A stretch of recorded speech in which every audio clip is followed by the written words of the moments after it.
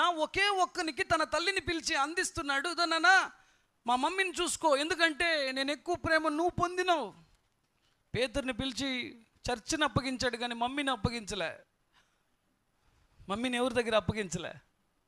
పేతురు దగ్గర. ఏదో పేతురు నువ్వురా యోహాను, దానికి పేతురు ఓకే, మా మమ్మీరా. లవ్తో మూవ్ అవ్వాలా, ప్రేమ. ఎప్పుడు చూడు ఒకటే ప్రేయర్, నేను కఠినాత్ముని. చాలా గొప్ప విషయం కదా ఇది.